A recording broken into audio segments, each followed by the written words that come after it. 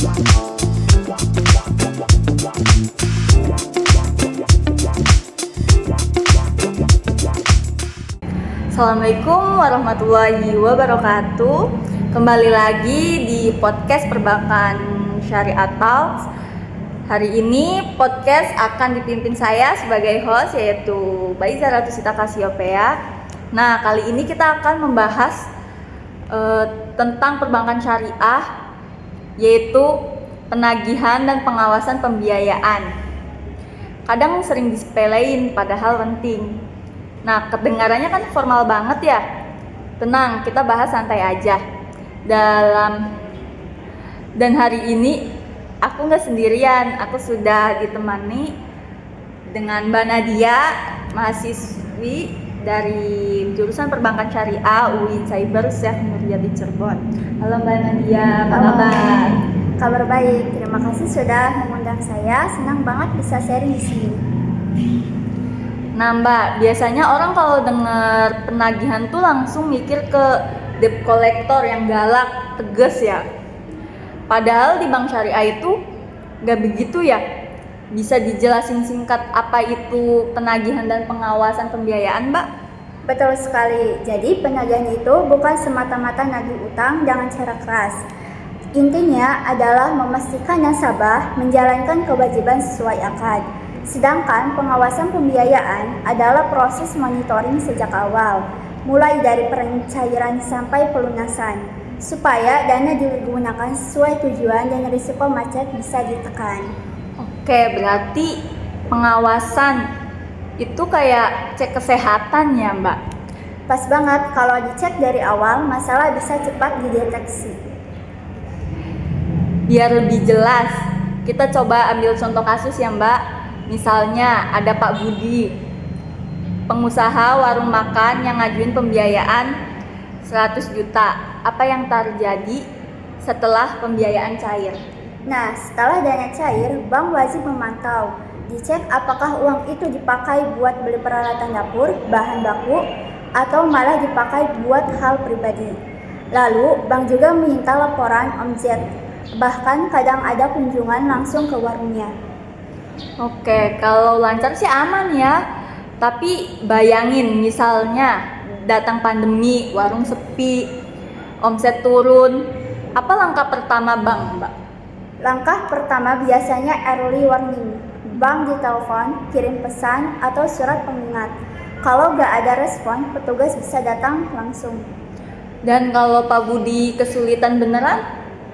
Bank bisa tawarin restrukturisasi, misalnya cicilan diperpanjang, margin diturunkan, atau kasih masa tenggang. Jadi bukan langsung eksekusi jaminan. Oke, jadi ada sisi manusiawinya ya. Tapi kalau ngomong mekanisme formal, aku sempet tahu beberapa tahapnya ya. Ada tahap penagihan, peringatan. Di tahap penagihan itu ada peringatan awal, persuasif, intensif, restrukturisasi, sampai eksekusi agunan. Bisa dijelasin sedikit gak Mbak? Betul, tahapannya yaitu seperti tangga. Yang pertama, tahapan awal, mengingatkan dengan cara halus. Yang kedua, pendekatan persuasif, ngobrol langsung, cari solusi. Yang ketiga, penagihan intensif, lebih serius, mungkin bikin jadwal baru. Yang keempat, restrukturisasi, ubah skema pembiayaan biar nasabah bisa tetap jalan. Yang kelima, eksekusi agunan. Ini paling terakhir banget kalau semua gagal. Jadi bank tuh nggak asal ambil keputusannya, tapi step by step. Kayak dokter, coba terapi dulu sebelum operasi besar. Nah, itu analoginya yang bagus. Sekarang kita geser ke pengawasan. Katanya ada on-desk monitoring sama on-site monitoring. Itu maksudnya apa sih? On-desk monitoring itu pengawasan administratif lewat dokumen, laporan keuangan, dan data pihak ketiga. Sedangkan off-site monitoring itu turun langsung ke lapangan, lihat kondisi usaha nasabah. Ada juga exception monitoring khusus kalau ada tanda-tanda aneh. Oke, jadi gak cuma duduk di kantor, tapi kadang petugas juga harus keliling ya.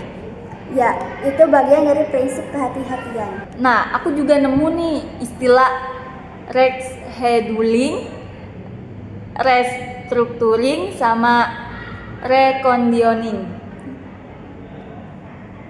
Bisa Mbak kasih contoh nyatanya? Tentu, misalnya Pak Budi tadi omsetnya turun. Rescheduling, jadwal cicilan diubah menjadi tenor diperpanjang. Restructuring, struktur pembiayaan dirombak bisa jadi tambah modal atau ubah akad. Reconditioning, ada kekeringanan misalnya penundaan margin. Dengan 3R ini, bank bisa nolong nasabah tanpa langsung merugikan kedua belah pihak. Nah, selain bank, siapa lagi sih yang punya peran di sistem ini? Ada beberapa peran. Yang pertama itu internal bank. Di dalamnya ada analisis, pengawas, auditor internal. Yang kedua ada OJK, ngatur agar bank tetap sehat. Yaitu yang selanjutnya Bank Indonesia, bikin kebijakan makro, likuiditas, rasio pembiayaan. Selanjutnya ada DSN MUI, pastikan semua sesuai syariah. Oh, jadi semacam wasit yang ngawasin dari luar juga ya, Mbak? Ya, betul.